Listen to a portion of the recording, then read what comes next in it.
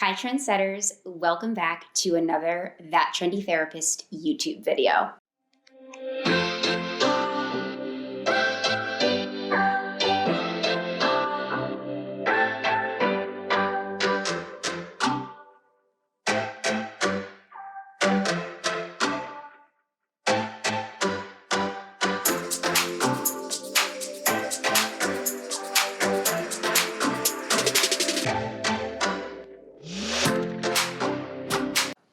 I'm really excited to talk to you guys today because we are actually in December now, which is crazy.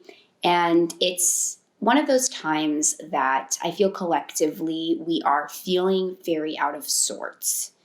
I'm somebody that is very tuned into the collective consciousness. I am an empath by nature, but also I am someone that tends to really connect with and absorb energies very well. And I don't mean that so much in like a woo-woo way. I mean it in a way that I'm tuned in. And I think that right now, the world is very divided. That's a given. But I think what we're all experiencing is this collective burnout. And that could be at home, with our social calendar, with family, friends, or at work. Corporate burnout is a thing as well. And I'm actually just want to highlight this for you guys that I'm doing a webinar. It's actually my second corporate webinar that I'm excited to share with you guys about because I want to share my accomplishments, my things on all platforms so that you guys are aware of what I'm doing. And it's actually for the company that my mom works at. And it's going to be about burnout and about dealing with holiday time stress and the pandemic and just what we're all experiencing and ways to kind of navigate this crazy time that we're living in. So with that being said, I've been thinking a lot about burnout, a lot about where we're all at and ways to kind of navigate that. And I see it with my patients as well, that right now, a lot of people are feeling sort of empty and lost, and the days are getting shorter. A lot of us experience seasonal depression, which if you're not familiar with what that is, I would definitely recommend first checking out this definition of what it is, but also to do a few things. Seasonal depression can hit any year. So let's just talk about this first. It's nothing to do with the pandemic or really the topic of today's video, but I do want to cover it because I know that collectively a lot of us are experiencing it. With seasonal depression, one of the things that affects us a lot is the darkness, the fact that the sun is setting at 4 p.m. and the days are just shorter because of that. And a lot of times people get less motivated when it's dark out. They don't want to obviously go out of the house as much, and it can be somewhat depressing. So one really important piece of advice is to get a light box. You can get this on Amazon. You could just type in light box, and basically what it is, it's light therapy. And we're not getting that natural vitamin D from the sun these days. So it's really important to get that light when you can. And it's basically a little light that you can put on your desk or wherever. And I think you're supposed to use it for like a little bit of the day, maybe 15 minutes or something at a time. And it's supposed to elevate your mood. There's a bunch of things about it. You can read about it, but that's one thing I'd recommend is to get a light box. Another thing for seasonal depression is I know that it's really hard to get yourself to want to leave the house when it's cold out. I experienced that as well. I think it's just not motivating for me to want to go. We have a beautiful Zen garden, and it's not as motivating for me to want to go sit out there when I'm freezing. Like, to me, that's torturous, right? Like, that's not something I'm looking forward to doing. However, I do know that I feel a lot better mentally, physically, everything when I do get outside, even if it's just that one time per day. And that could be a Starbucks run. It could be, a run to CVS if I have to pick something up. But making sure that I get myself outside, because I know that there's so many benefits to it. It's the breath of fresh air that we get when we actually take that step outside. It's being closer to nature. Especially when we're in the city, we don't get a lot of that. So if you can go take a walk in the park, or just listen to the sounds outside, you'll feel more connected to the outside world. And I think that that's one of the themes that I want to address today in today's video is that we're feeling collectively disconnected. We've been going through this pandemic for a while now, and we're not out of it. As much as we would like to think we are, or we want to be, we're not fully out of it. Obviously, there's new strains, there's things that are happening. Here in New York, I know that masks again are becoming something that, you really just need to be wearing all the time. Not that we didn't need to be wearing them before, but it's now something that we're really talking about again. And masks do create divide. If you think about what a mask does, it kind of stifles you from speaking freely. I mean, it literally is a divide between yourself and the outside world. And more on that later when I get more into the topic of today's video, but it does relate here in that we're feeling more divided. So any way in which you can drop that guard and try to connect on a daily basis to yourself, to those around you, your loved ones, and just to the world at large will make you feel that sense of connection that we're missing and that sense of warmth that we don't get in these colder months when we are so isolated in our homes, in our little worlds that we've created for ourselves. So getting outside is super, super important. I know it's not the most fun thing to do when it's cold out for everybody, but if you can at least just give yourself that 10, 15 minutes, 20 minutes if you can, go outside, take a walk around the block, it'll do you really well. So light box, getting outside, getting up early is a great thing, especially in these months where it's getting darker earlier. So if you're getting up late, let's say you're someone that gets up, and there's no shame in this if you sleep late, but just to think about the fact that if you do sleep late, you are cutting that time short of the amount of sunlight or light that you can get, because inevitably it's going to start getting dark at 4. So if you get up earlier, you're obviously maximizing that time during the day where it's light out. Even if it's cold, it's light, you get that brightness. And then when you do start to feel that maybe more of the depression or the anxiety or whatever you're feeling when it gets dark creep in, you've at least had that full day of productivity. So maybe you'll feel better about taking it easy at night and not be so hard on yourself. That we, in a way that we do a lot, is get hard on ourselves and judge ourselves for resting. And I want to highlight that, we live in a culture that obviously really values productivity and the hustle and the bustle, but that we need to expand what our definition of productivity is, because it's not just work, it's not just making money, it is also rest. Rest can be productive, and it is productive because if you don't take that rest, you're not going to refuel. Your tank will just be empty. You'll be running on empty, and then you can't keep that up for very long. We need to refill our tanks. We need to, especially people that, everyone does, but if you're a creative person, and I can speak from experience, I'm a creative person, and so I need that downtime. I need the time to recharge, to get inspired, to fill back up my own cup so that I can create content and do all the things that I do. So it is productive. And if we can expand our definition of what productivity looks like, then we maybe won't judge ourselves so much when we are taking that time out of our day to relax and recharge. So making sure you're doing that. The winter is a great time to do that, to really hibernate, to recharge, to get the stuff together that, you don't always have time for when things are more busy in the summer and other months that maybe there's more going on in your calendar. Another thing is that right now, because of all of the holidays, because there's so much that goes on, especially in December, it's so important for you to keep up those boundaries and protect your energy. We hear those things a lot, the buzzwords of boundaries and protecting your energy, but in the context of seasonal depression, which is what we're talking about, and just navigating through these colder months, that energy depletion is really something to watch out for, because there's so much noise during these months, the chaos of the holiday season. We're at the time between Thanksgiving and Christmas, and people have just spent some time with their family. Maybe they're going to spend more time with them later on, friends, holidays, Friendsgiving, whatever, all of these things. And when that happens, inevitably, when you're spending that much more time with other people and not necessarily as much time doing your daily routine in your home environment, you're expending more energy outward and you are being pulled in different directions. And it can be harder to center yourself in these months and to really find your truth and to really sit with that and sit still with that silence when there's so much noise and chaos going on around you.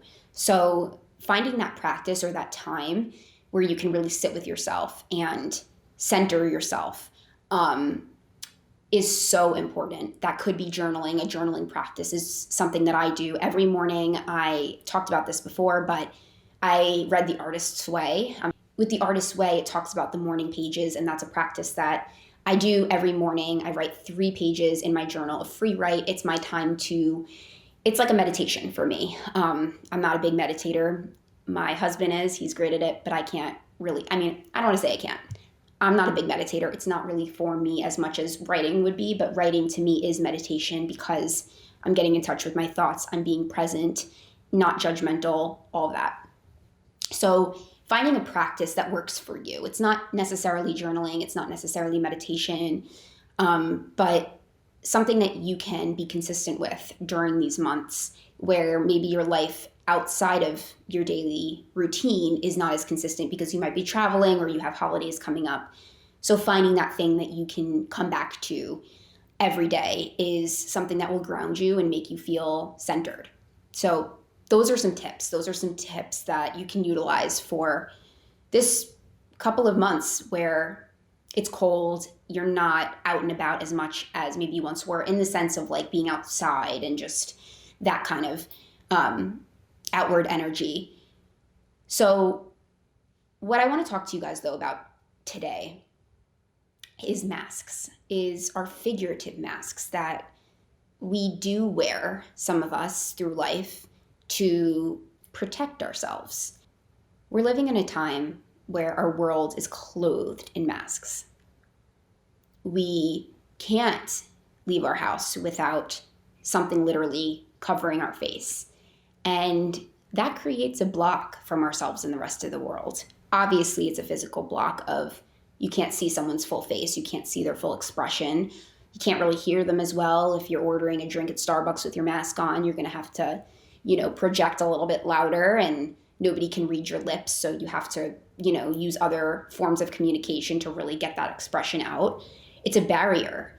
I know for me with a mask, I feel stifled. I feel separated from the world. I feel like, I am somebody that is very expressive and I'm not really able to let that out as much when I have a mask on. And so it can be really tough. It's a challenge and it's not something we can necessarily do anything about, in that we can't take our masks off physically. That's not an option. So what I'm trying to say is that we can lower our figurative masks, and that at a time where the world is so divided and so separated and so broken that we aren't feeling connected to one another, to find ways that we can lower those figurative masks that actually separate us even more so from one another.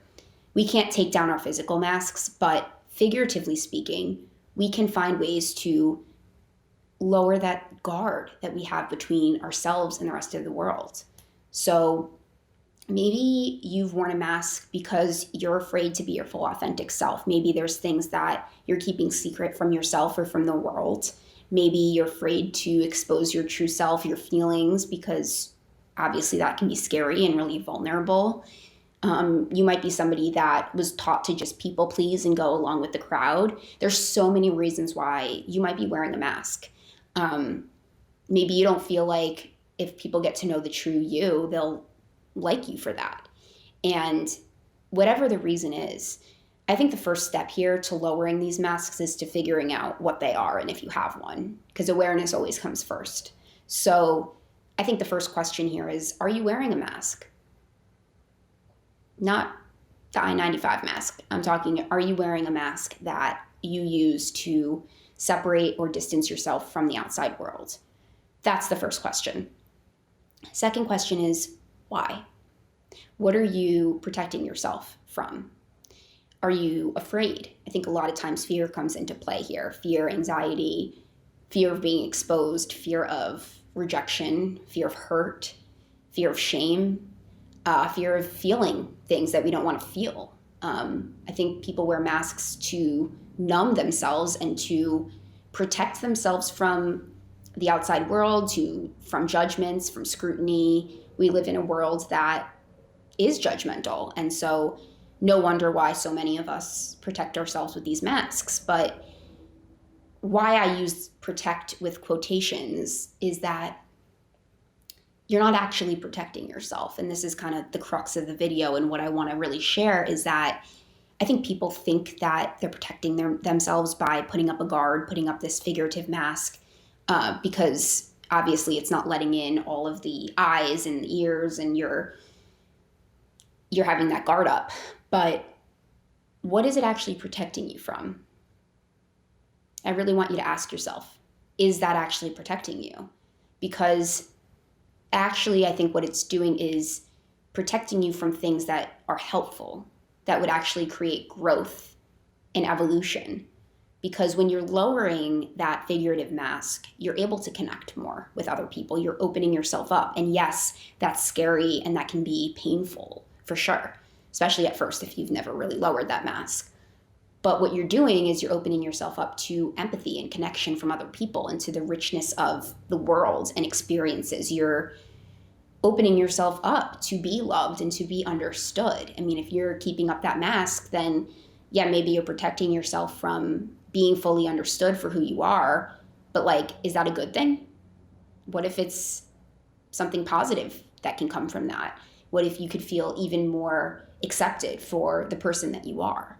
So we need to consider what we're actually protecting ourselves from with these figurative masks, and whether we could actually stand to gain more from lowering those masks and from connecting with other people and sitting with our emotions. We can't heal, we can't grow, we can't evolve by keeping a mask up and never facing our truth. We have to face that truth. We have to sit with the feelings, to sit with the pain in order to grow. And I know a lot of us are feeling pain. I know that that's collectively what is going on. I feel it. I see it with my clients. I see it with friends, family, whoever, that people have their own shit that they're dealing with right now. And that in a world that is so divided with our masks on, it really only serves to make us feel more lonely and more isolated from one another. So what is so important is figuring out ways to lower those figurative masks so that we can at least let some light in, so we can at least have that breath of fresh air in our daily lives, even if we can't take down that physical mask. So let's talk about what that looks like. Lowering our figurative masks really means letting go. You're letting go of what has been holding you back. You are facing your fears. You are speaking up more. You're using your voice. Maybe lowering your figurative mask means saying that thing to your friend that you've been afraid to say because you don't want to hurt their feelings, but it's actually how you feel. And maybe that could lead to a really fruitful discussion where you guys develop a mutual understanding about something that makes your relationship even more rich and full of growth and depth. That is an amazing outcome of a conversation like that. Maybe lowering your figurative mask for you means being honest about things that you haven't been, or bringing forth that thing about yourself that you have been hiding from the world. That could be lowering your figurative mask. It could be sitting with yourself, sitting with your feelings, allowing yourself to cry or to experience the pain that you've been avoiding, or having a conversation with someone that you've been neglecting, or anything that you can do to become more in touch with yourself and other people around you. Those are the ways that we can lower our masks and really connect in more meaningful ways. I think that a lot of people that are experiencing burnout or seasonal depression right now could really benefit from that connection, that feeling of vulnerability. We have such a stigma around vulnerability and we fear it so much, but vulnerability is really what leads to fulfillment. It leads to an authentic life, because when you're vulnerable, you're at least being honest with yourself and your truth, and you're facing that. And that's what leads to growth. That's what leads to you being in line with yourself, is understanding how you feel and sitting with that and being able to communicate that with one another. Those are the things that will actually make you feel happy, fulfilled, and to live your authentic truth. That's what you have to do. So I would really challenge you to figure out ways in which you can lower those figurative masks, ways in which you can sit with yourself, connect with others during such an isolating time in the world, such a confusing and painful time for so many people. What are the ways that you can let that guard down and connect and be there for yourself, be there for someone else that maybe needs that, be an example to other people that they can also lower their masks, that they don't need to be afraid, and that it's actually really beneficial to be more connected. And even if that just means to yourself, it doesn't necessarily have to be with anybody else, but even just to yourself, you might be hiding something from your own self that you don't want to face. And that's really what it starts with anyway. If you can't connect with yourself, you can't really connect with anyone else in an authentic way. So let's lower those figurative masks, even if we can't physically lower our actual masks. And I would love to hear from you guys in the comments below. Let me know what your thoughts are about this video, about the masks that we wear and the purposes that they serve, and how we can benefit from lowering those figurative masks, or ways in which you guys have thought about lowering your figurative masks throughout this video. I'd love to hear them in the comments. And I hope you guys have a happy, healthy holiday season. And if you are struggling with seasonal depression or any depression, anxiety, mental health issue, know that A, you're not alone, and B, please reach out for help. My DMs are always open on my Instagram, That Trendy Therapist. You can also reach out to me here or via email, and I will do my best to point you in the right direction. And that's what I have to say for today. I hope you guys have a great December, and I'll speak to you guys soon. Bye, guys.